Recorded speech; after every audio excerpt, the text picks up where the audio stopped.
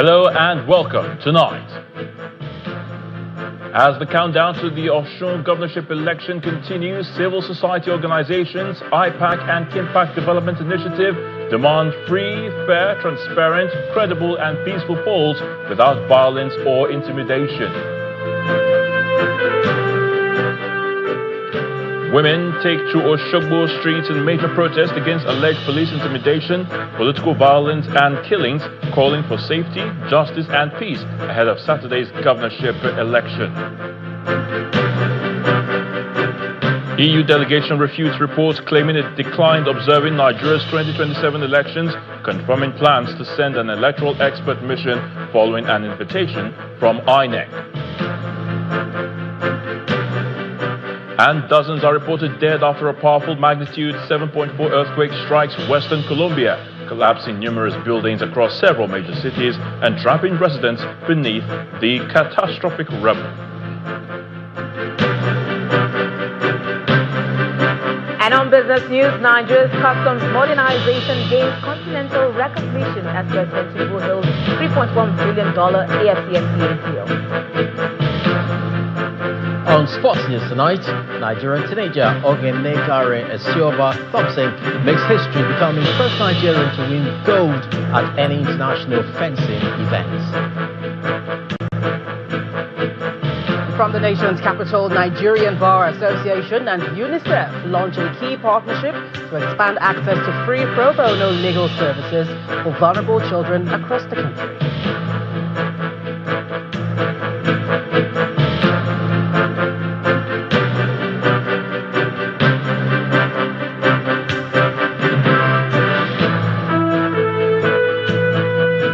As the build-up to the Osun governorship poll gathers momentum, the Inter-Party Advisory Council, IPAC, is calling on all stakeholders in the state to ensure the August 15th election is free, fair, transparent, credible, and peaceful.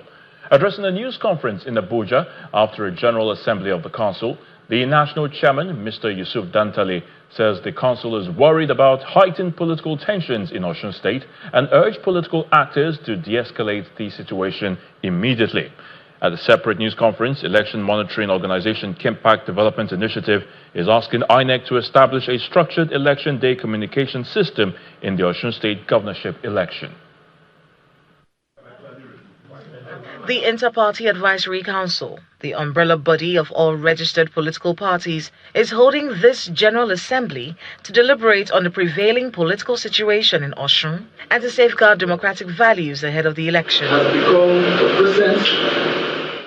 Rising from the General Assembly, which held behind closed doors for some hours, the National Chairman of the Council addresses the media on the outcome of their deliberations, expressing concern over heightened political tension in Osun State. We urge all political actors to lower the temperature of political rhetorics and refrain from statements, threats, actions, or counter-actions capable of aggravating tension or threatening the peace and stability of the state. Beyond the need for political actors to de-escalate the tension in the state, IPAC called on INEC to conduct the election with professionalism and impartiality by ensuring that results accurately reflect the votes cast. Independent Electoral Commission, INEC, IPAC calls on INEC to conduct the elections with the highest degree of professionalism, independence, transparency, and impartiality. The Commission must ensure strict compliance with the Constitution, the Electoral Act 2026, its regulations, guidelines, and the approved timetable and schedule of activities for the election. INEC officials and ad hoc personnel must remain neutral and professional throughout the electoral process. There's so much conversation about At a separate news conference, Kimpact Development Initiative identifies 9 local government areas as hotspots requiring enhanced preventive engagement, stressing the need for effective election management. If political actors restrain themselves from stoking the system and allowing normalcy to prevail, there will be no insecurity. After all, what is election all about? Election is not supposed to be a warlike preparation. Ours is unique in this way because of the people of particular concern who are largely our political actors. As the August 15 governorship election draws close, the need for security personnel to protect voters, candidates, party agents, electoral officers, and election materials without discrimination appears to be a major concern for stakeholders.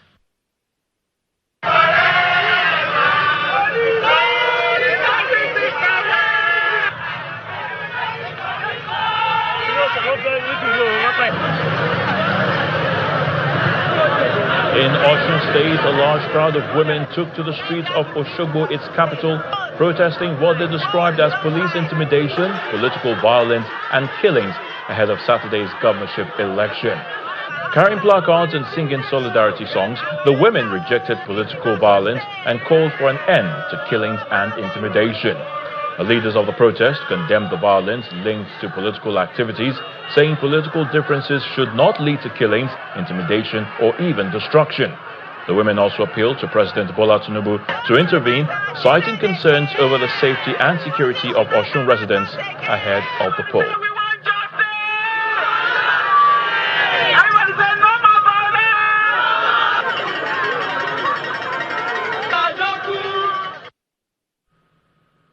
Meanwhile, with just 5 days to the Osun governorship election, political parties are ramping up their preparations for the poll.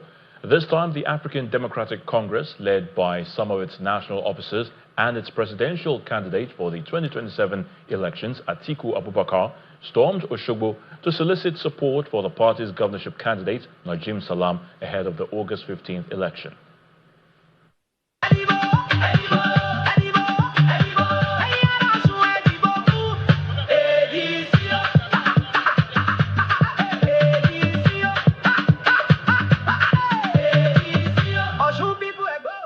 Members of the African Democratic Congress, ADC, their hundreds gather at Freedom Park for the grand finale of the Osun State governorship campaign rally ahead of the 2026 elections. Amadibo! Amadibo! The large crowd, a testament of the grassroots support for the party and the governorship candidate.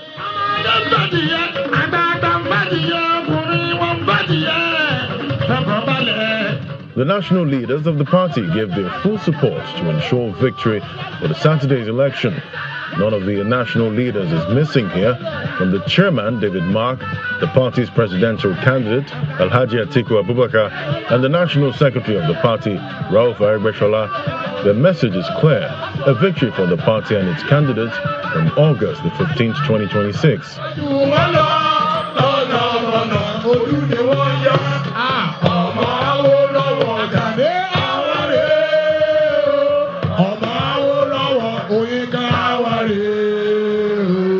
Has any presidential candidate visited Osun State?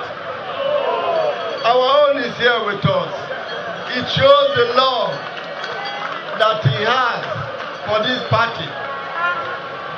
By the time we swear in Najim Salam on 27th of November, we'll be here again to march with you to Government House.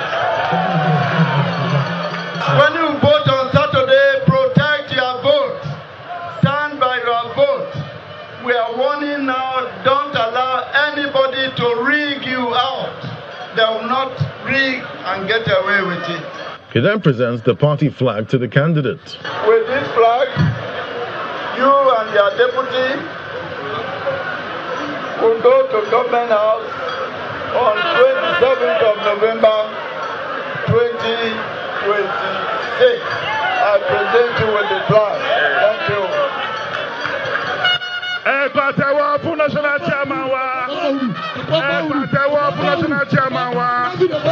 Thank you very much.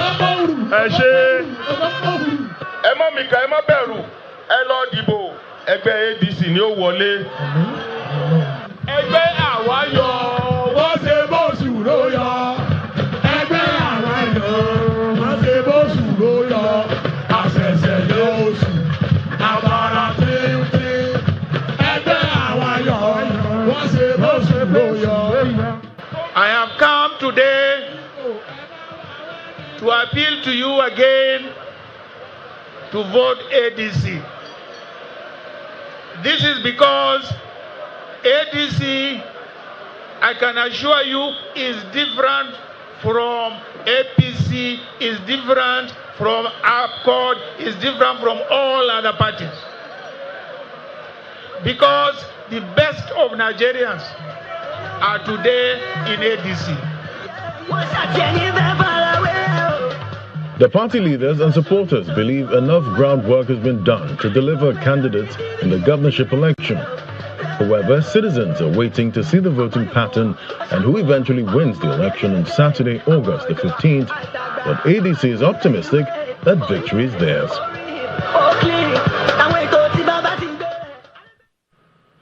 There's more on the Osun State governorship race, which has taken a new turn following the endorsement of the All Progressives Congress candidate Bola Oyebamiji by former Osun State Governor and People's Democratic Party chieftain Olagunsoye Oyinlola alongside other PDP leaders. Speaking at an event in Osogbo, Chief Oyinlola explained that the decision was based on the need for a new direction in the state's development ahead of the August 15th poll. It is a full house here in the heart of Osogbo, where key leaders, stakeholders, and passionate supporters from both the APC and PDP have converged under one roof. In a dramatic political turn, former Osun State Governor Olagunsoye Oyinlola and key PDP figures are gathering to officially back APC governorship candidate Bola Oyebamiji. Prince Oyinlola, however, clarifies that they are not defecting from the PDP, but strategically aligning behind Oyebamiji for the upcoming August 15 election. We are not here to renounce our membership of the PDP. Rather, we are exercising our conscience as stakeholders who have served this state and who believe that at this particular moment, Osun State requires a different direction.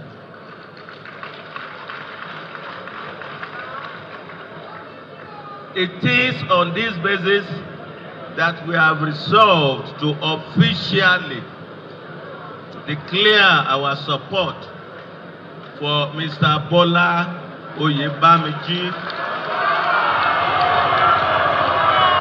Our support for Ambo is therefore a decision born out of necessity, conviction, and a sincere desire for progress of Osun State. Speaking to newsmen shortly after the high-stakes event, APC governorship candidate Bola Oyebamiji expressed deep gratitude to the PDP stalwarts for the endorsement, declaring that this growing coalition makes victory in the August 15 poll an absolute certainty. Just yesterday, the ABGA endorsed me, the NURTW, the hunters, the market women, the market men, the civil servants, and all sundries in Osun, they have endorsed Ambo. This is a sign, this is a signal that come 15th of August 2026, Ambo will carry the day. The event attracted political heavyweights across party lines, including former SSG Fatai Akinbade, former PDP National Vice Chairman Tajuddin Oladipo, and former Osun State Governor Adegboyega Oyetola. There's no doubt Nigeria is in a season of politics, and the European Union delegation to the country has dismissed recent media reports claiming it declined an invitation to observe the 2027 general elections over security concerns and past hostile treatment. Now, in a statement released today, EU Ambassador Gauthier Mignot confirmed the delegation received INEC's formal invitation in April and will deploy an electoral expert mission composed of independent observers. The EU described the claims as pure speculation, reassuring the public that its support for Nigeria's democratic governance remains fully intact. Ambassador Mignot adds that the mission will assess Nigeria's electoral process and provide recommendations, while consultations with relevant Nigerian authorities will continue. In part two, after the break, the federal government commits to transforming livestock farming into a modern, technology-driven, globally competitive sector to strengthen national food security and accelerate overall economic growth. Please stay with us.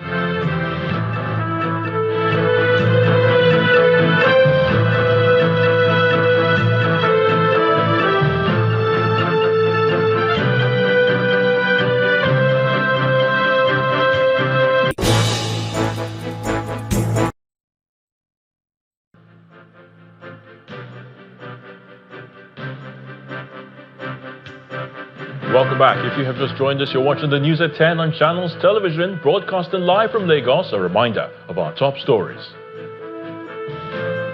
As the bell tolled towards Osun governorship election, civil society organizations, IPAC and Kimpact Development Initiative demand free, fair, transparent, credible and peaceful polls without violence or intimidation.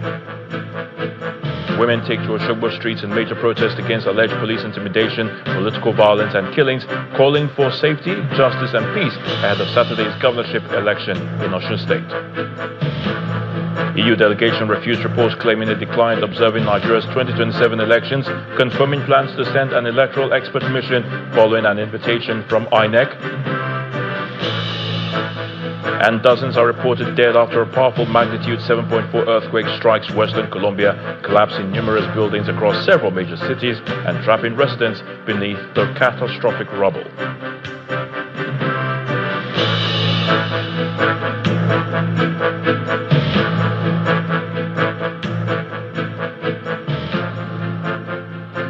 Transforming livestock from a subsistence activity into a modern technology-driven and globally competitive sector to drive food security and economic growth remains a commitment of the federal government. The Secretary to the Government of the Federation, Mr. George Akume, made this declaration at the All-Africa Conference on Animal Agriculture in Abuja. Our correspondent, Sarah Achimugu, tells us more. Agriculture for Africa's food security. The 9th All-African Conference on Animal Agriculture is bringing together policymakers, scientists, researchers, development partners, investors, and livestock producers from across Africa and beyond. The conference is themed Repositioning Animal Agriculture for Africa's Food Security and Global Competitiveness and focuses on productivity, animal health, genetics and value chains. We are all excited when we meet because there is always some new information that we are sharing. This could be about new technologies, new approaches, new programs like climate change, controversial issues.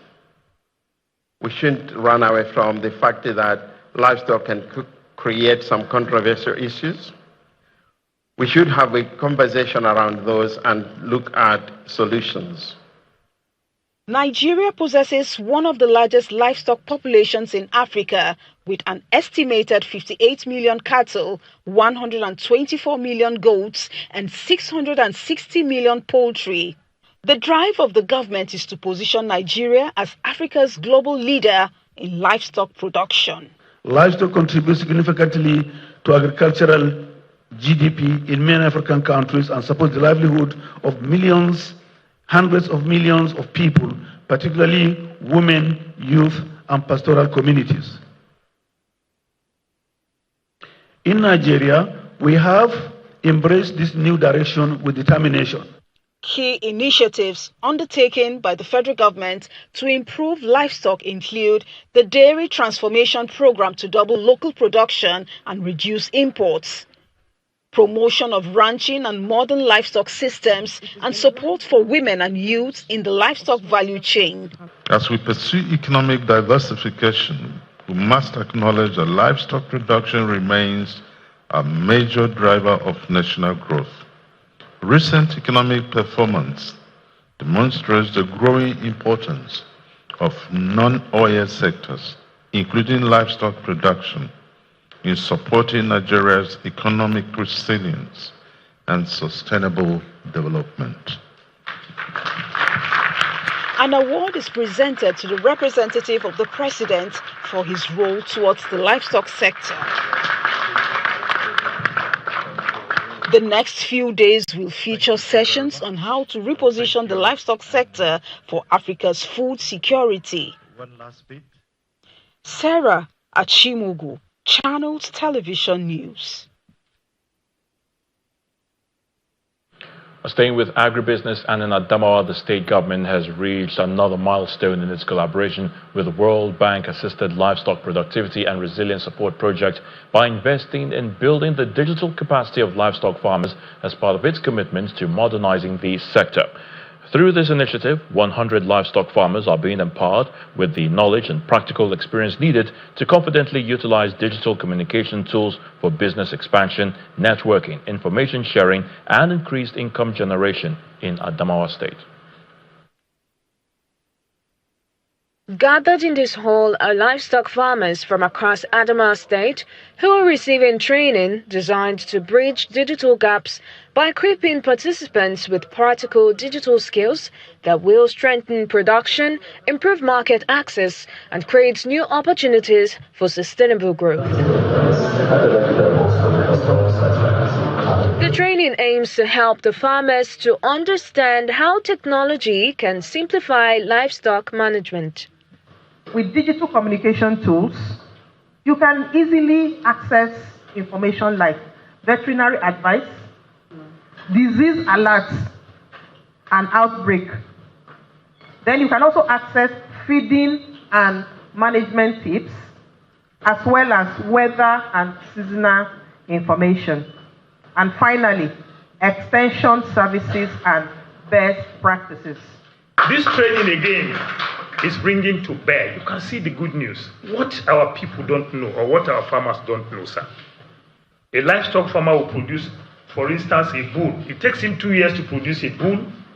It takes it to the market, and the unit cost of that bull might be around 250,000 naira. After spending 2 years to bring up the bull, a middleman comes from somewhere around the country, picks this bull.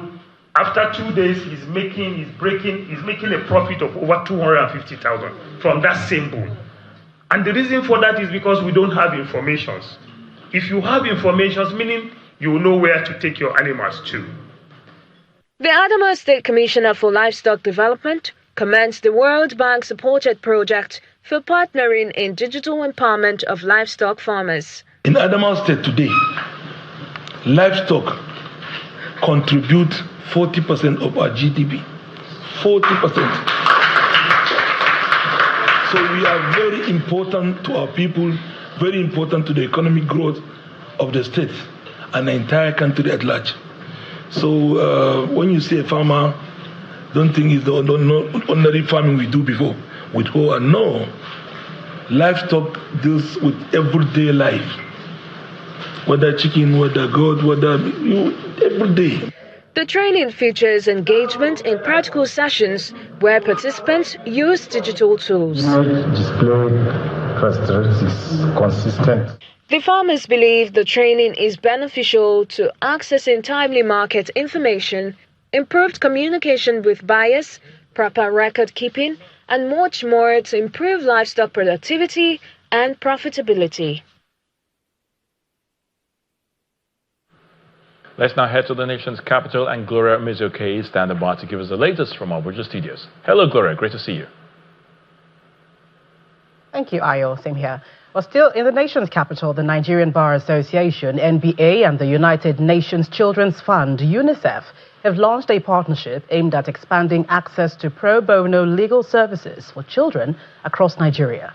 Speaking at a stakeholders engagement on Friendly Justice Project in Abuja, the president of the NBA, Mr. Afam Osigwe, said the partnership is valued at 120 million naira, and additional funding is expected to be sourced to scale up implementation. Our correspondent, Victoria Longjohn, reports. For many children in Nigeria, access to justice remains a challenge, particularly with financial restraints to afford legal representation. It is on this premise that the Nigerian Bar Association and the UNICEF are seeking to harness the legal profession in providing free legal services for children in need. At this stakeholders meeting, attended by representatives of the Nigerian Bar Association, the UNICEF, the Federal Ministry of Justice and other legal actors, the need for stronger collaboration to ensure that children are not denied justice due to financial constraints are highlighted. This partnership between the NBA and UNICEF.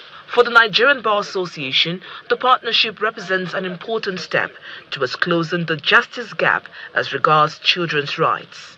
For these children, lack of legal representation is a failure on our part. No need blaming any person. It's our own failure. societal and otherwise. As legal practitioners, we occupy a unique position within society. We are not merely interpreters of the law or advocates of the law. We are guardians of justice and defenders of the rights of the most vulnerable. The legal profession carries both a privilege and a responsibility to ensure that those who cannot afford legal services are not excluded from the protection that the law provides. It is in recognition of the important roles lawyers play in promoting social justice in society that those seeking to be elevated to the rank of senior advocates are required to put in a number of pro bono services before they can be given that rank. Other speakers urged lawyers to see the partnership beyond the legal profession, but as an opportunity to protect the rights and future of vulnerable children in Nigeria. We envision a Nigeria where every child has access to legal assistance from the earliest point of contact with the justice system, where lawyers, social workers, police officers, correctional personnel, and judicial officers work together seamlessly, where diversion and rehabilitation are prioritised wherever possible, and where the best interests of the child guide every single decision along the way. We are not starting from 0 points.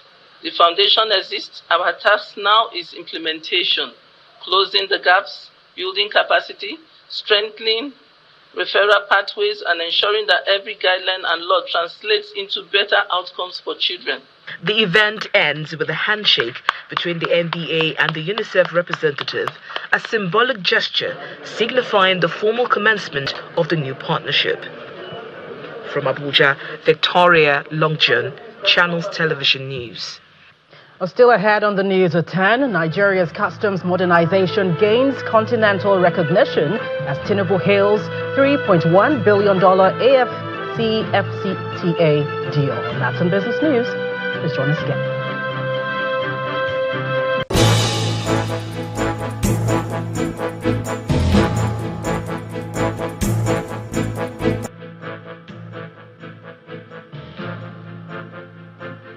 Welcome back. You're still watching the news at 10, coming to you live on Channels Television. Still in the nation's capital, the federal government is strengthening collaboration across ministries and key stakeholders to accelerate family planning, improve human capital development, and drive sustainable national growth.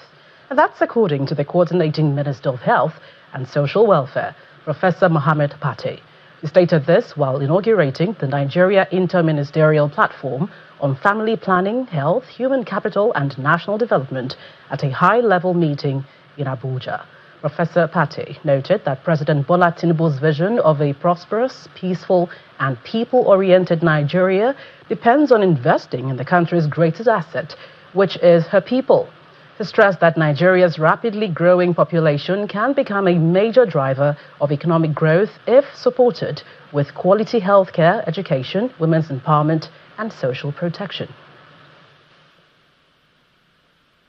The overarching vision of His Excellency President Bola Ahmed Tinubu, the President of the Federal Republic of Nigeria.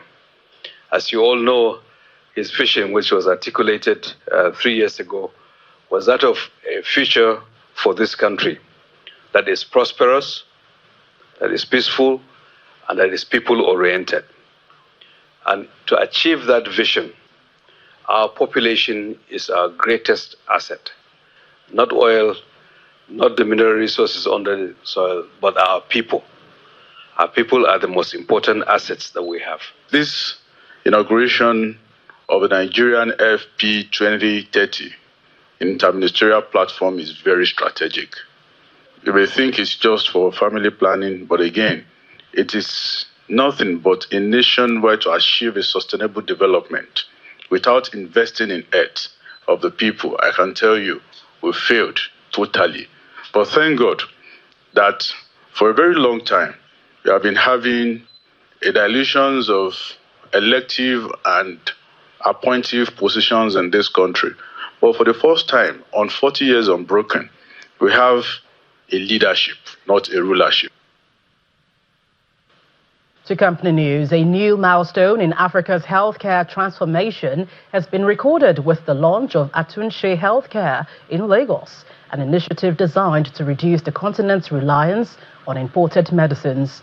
As an African-led healthcare innovation company, the project focuses on regenerative medicine and biomanufacturing, with plans to produce advanced biologics and longevity therapies in Africa. Participants at the launch described the initiative as a bold step in homegrown medical modernization. A historic shift in African medicine has unfolded in Lagos as Atunse Healthcare is officially launched before an elite gathering of medical pioneers, financial titans, regulatory leaders, and key public figures. Heralded as a milestone in advanced care, Atunse introduces cutting-edge regenerative medicine designed to repair damaged tissues and restore core bodily functions.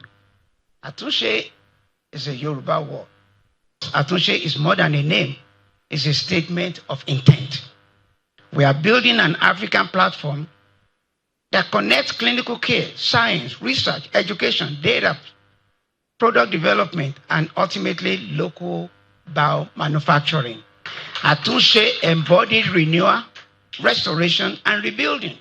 We cannot depend on the West for our health, and that's what health sovereignty is all about. The event gained strong backing from government and regulatory bodies, with key representatives from Lagos State and NAFDAC pledging full support. Africa has an opportunity not merely to follow global progress, but to contribute meaningfully to it. It is therefore a privilege to join this distinguished gathering of healthcare professionals, researchers, innovators, policymakers, and development partners. NAFDAC will continue to stand firm as an uncompromising gatekeeper. We will continue to support ethical researchers, validate cutting-edge manufacturing, and clear a smooth path for safe biological therapies. Representing Africa's foremost industrialist, Aliko Dangote, his daughter Fatima emphasized that accessible high-quality healthcare is the true foundation of a thriving economy. Quality healthcare is no longer only a social imperative. It is a national productivity, economic, and human capital priority. A healthy population is the foundation of a productive workforce. Chief Science and Technology Officer Frederick Quay detailed the vision driving this revolutionary venture. And the idea is for the African continent to be able to join the West in making biologics that we can use in Africa without looking for handouts, without waiting for it to be developed somewhere else and brought into Africa. Beyond the corporate milestone, the leadership of Atunse Healthcare says this launch marks a turning point in reversing medical tourism, regenerative medicine, anchored in Nigeria for Africa's journey towards total medical sovereignty. Now, for many Nigerians living abroad, owning a home back in Nigeria remains a major aspiration. But concerns over fraud, financing, and managing property from a distance have often made the process difficult. Now, the Federal Mortgage Bank of Nigeria has launched a new Diaspora mortgage loan offering eligible Nigerians overseas access to housing finance of up to 100 million naira. Our London correspondent, Teniola Oyetayo, reports. A new mortgage scheme for Nigerians living abroad, officially unveiled in central London. The National Housing Fund Diaspora Mortgage Loan allows eligible Nigerians overseas to contribute to the NHF and access financing to buy homes in Nigeria. Nigerians in the diaspora remain an integral part of our national economy. Many also aspire to own homes in Nigeria, but have often lacked a credible, transparent, and institutional framework through which to realize that aspiration. Many have had bitter experiences and lost a lot of money in trying to acquire property at home in their previous attempts to achieve this objective. The FMBN Diaspora NHM mortgage loan has now come to fill that gap. Loans of up to 100 million naira are available at 9% interest with a repayment period of up to 10 years. Applicants must contribute for at least 12 months and will be assessed on their residency, employment, income, and ability to repay. The Minister of Housing and Urban Development, represented by the Minister of State, described the scheme as a secure pathway for Nigerians abroad to own homes and invest in the housing sector. Do not let distance or uncertainty deny you the opportunity of owning a home in your countries. Register, contribute, participate, and invest on your home. Become an active stakeholder in Nigerian housing transformation. The Nigerians in Diaspora Commission adds that the scheme responds to long-standing concerns among Nigerians trying to buy property from overseas. It's going to be easy to apply, and it makes life more convenient for the diaspora. So that's why we're launching this product, and it's part of the President's renewed hope agenda to make life more comfortable for all Nigerians wherever they may be. The process is intended to be largely digital, including identity and residency verification, while accredited primary mortgage banks will process applications. So all the contributions will be warehoused with the Central Bank of Nigeria, and we are not going to be funding mortgages for houses that are not standing. We will accredit specific developers that can participate in this scheme. We will also accredit specific primary mortgage banks that can also participate in the scheme. For many Nigerians abroad, the opportunity is a welcome one. But the real test now will be in its implementation and how effectively the scheme can turn the promise of secure and transparent home ownership into reality. From London, Teniola Oyetayo for Channels Television News. And that's it from the nation's capital. TV now to Will Ibong in Lagos for business news.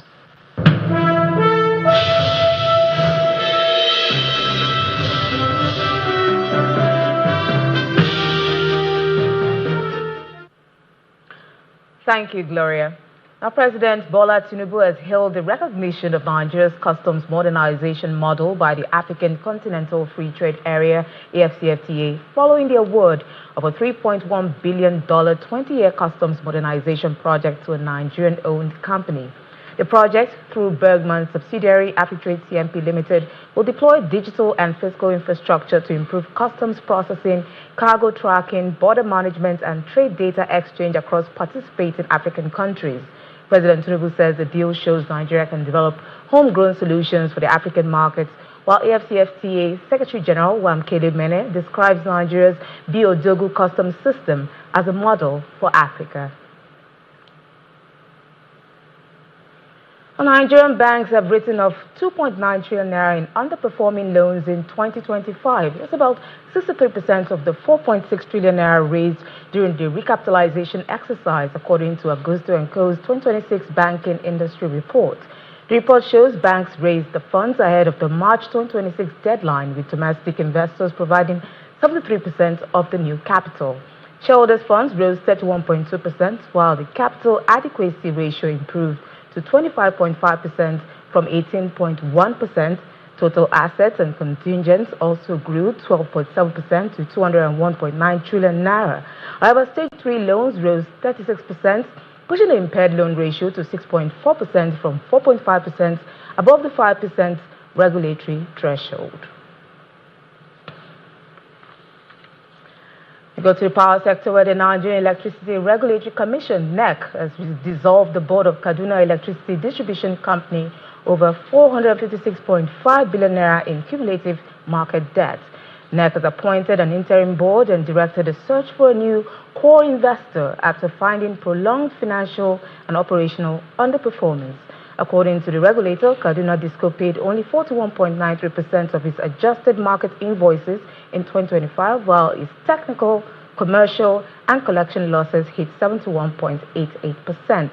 NEC says the intervention is aimed at protecting customers, ensuring continuity of electricity service, and restoring the company's viability.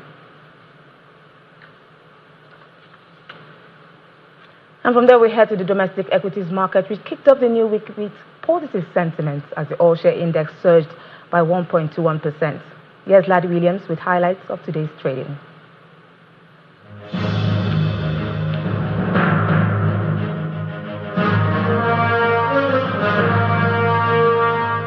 it's another trading week in August, and it kicked off in a green. See the all-share index there with a big 1.21% advance there, but we did see volume was lower compared to Friday, but the value of trades, that was higher there. Market cap, 160 trillion. I remember Mr. Temi Kukwala did say this could be 200 trillion by the end of 2026. All right, let's look at the gainers chart now. We see Airtel Africa, that woke up today, 6,300 naira per share, a 9.59% advance there for Airtel Africa. We see NACO there, 9.29% for that. Let's look at the laggards from today. We see Ava Capital PLC, that's a new kid on the block, did get some profit-taking activity there, down 10%. And for dividend-loving investors this week, 128.6 billion naira. That's going to be paid out in dividends this week. Guinness Nigeria, Unilever, Seplat, and VFD Group. But we see Seplat there paying out a whopping 98.4 billion naira.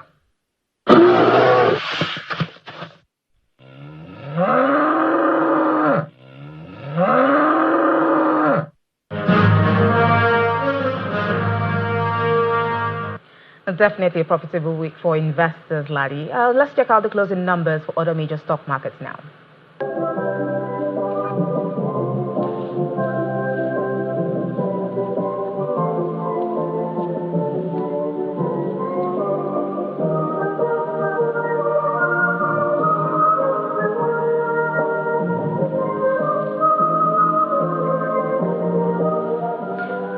And that's business news. I'm Will Ibang. Is back to Aya now for more on the news at 10.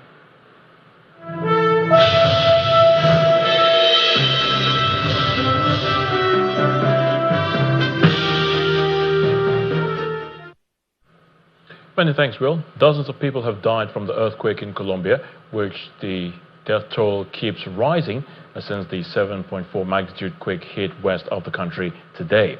Now, shaking was reported to have been felt across the country and as far as in neighboring Venezuela and Panama.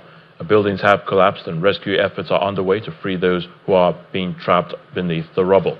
Here's Simon Hughes with more international news and around the world in 5 from our London studios. Good evening and welcome to the Channel Studios here in London with your international news around the world in 5. Officials say at least 13 people have been killed in a Ukrainian drone strike on the Russian Republic of Tatarstan. A child was among the victims, with 75 more people injured in one of the deadliest single attacks on Russia since the start of Moscow's full-scale war in Ukraine. Kyiv has not yet commented on the strike, which is more than 1,100 kilometers from the Ukrainian border. Ukraine's armed forces confirmed the Tanovo oil refinery had been hit, while Ukrainian defense technology manufacturer Firepoint said its FP-1 drones had been used in the attack. Local sources say the strike lasted several hours overnight and into the morning. Chinese authorities have evacuated more than 1 million people from their homes in eastern China, including the financial capital Shanghai, as Typhoon Dolphin made landfall. The typhoon brought heavy rain and halted transportation across the region. Nearly 1,000 flights were cancelled in Shanghai alone, while authorities have downgraded Dolphin to a tropical storm. The typhoon brought heavy rain and halted transportation across the region. Nearly 1,000 flights were cancelled in Shanghai alone on Monday. While authorities have downgraded Dolphin to a tropical storm, they continue to warn of torrential rains, severe flooding and the risk of landslides through to Wednesday as the storm moves north. Chinese authorities had earlier issued their highest level red alert for Dolphin, which is the strongest storm to hit China this year. Israeli Prime Minister Benjamin Netanyahu has rejected US President Donald Trump's 15-point plan for Gaza, stating that no military pullout will happen until Hamas is genuinely disarmed.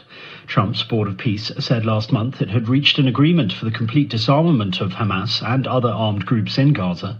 But Hamas said handing over its heavy weapons was contingent on Israel ending all forms of aggression and withdrawing its forces from Gaza. Israel has continued to carry out strikes on Gaza since agreeing to an initial ceasefire in the territory last October. The suspected crime boss, Daniel Kinahan, one of the world's most wanted men, has appeared before a Dublin court after being extradited from Dubai. He was charged with directing the activities of a criminal organisation between the 18th of October 2015 and the 6th of April 2017. An Irish government jet carrying the 49-year-old landed in Dublin after 6 p.m. local time. Kinahan was arrested in the UAE in April. He appealed the extradition over the past few months, but his attempts have been unsuccessful. The National Crime Agency has previously said that the Kinahan cartel had been responsible for importing tons of drugs and firearms around the world, and has also been linked to more than a dozen gangland murders. So I want to pay very strong tribute to An Garda Síochána, to the Garda Commissioner and the Minister of Justice, successive Minister of Justice, in terms of the Garda's success in tackling organised crime in a very effective way. 2 drones have been spotted over a military base in western Germany just days after an explosive-laden device was found at Leipzig airport. Germany's armed forces confirmed they were seen at a base at Mechanic near Bonn, reportedly housing components for US-made Patriot air defense systems. German Interior Minister Alexandra Dobrindt says Germany has become a regular target of destabilizing attacks. Italian divers have discovered an ancient Roman shipwreck off the coast of Sicily, believed to be more than 2,000 years old. The vessel was found piled high with hundreds of well-preserved containers, which were used to transport goods such as wine and olive oil. Italy's culture minister hailed the wreck as one of the most important underwater archaeological discoveries of recent years.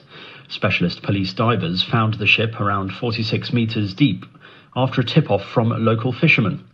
The wreckage is 21 metres long and 6 metres wide, according to reports. And a 97-year-old woman who suffered a stroke in 2025 has broken the Guinness World Record for being the oldest female wing walker. Amazing! Betty Bromage, who lives in Cheltenham, broke her own record, which was set when she did the same challenge 4 years ago. Bromage raised funds for the stroke unit at Cheltenham General Hospital, where staff cared for her when she was sick. When you get old, you can't go here, you can't do this, you can't drive, you can't see. I can't see very well. And I get a bit frustrated. So I want to do the things that I can do. And that's your international news around the world in 5. Now back to the Channel studios in Lagos.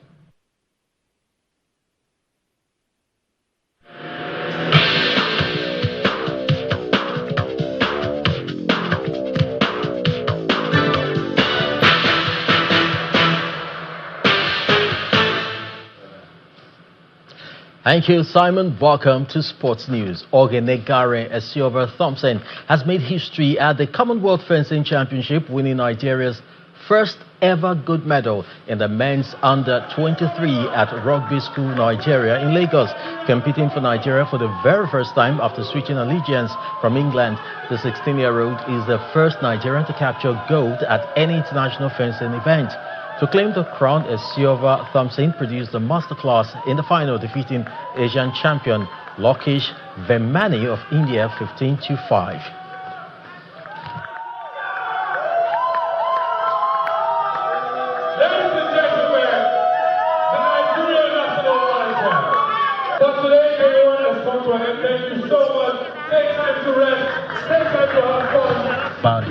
I feel ecstatic. I feel pleased that I was able to show that performance in front of the Nigerians, in front of my family, my friends, my grandparents.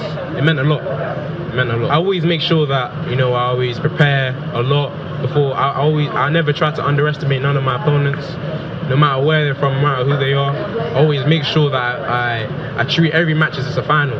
So it doesn't matter whether it's run of 128, I'll still fence like it's the final. So that discipline and that discipline, helped me to get to that stage where I haven't lost a single match. Head coach of the Super Falcons, Justin Madugu, says he takes responsibility for the failure of the team to secure automatic qualification for the 2027 Women's World Cup. In his post-match press conference, Coach Madugu wants the team to pick up the pieces and stay focused on securing a World Cup ticket when they face South Africa's Banyana on Thursday for a place in the Intercontinental Playoff for the 2027 FIFA Women's World Cup Finals in Brazil. First of all, I want to apologize to Nigerians over our inability to win today's game, which would have qualified us for the World Cup. It was not our intention. The ladies did the best that they could, but that's the way the game was destined to go. We apologize, and I take responsibility for that. We still have a second chance, and we'll do our best to see what comes out of it.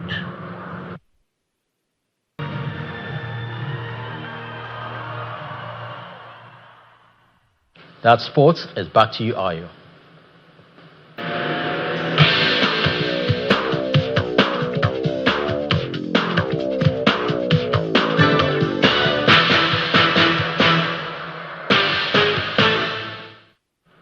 Thanks, Chris. And the main news again. IPAC and Pink Pact Development Initiative have demanded free, fair, transparent, credible, and a peaceful Osun governorship election.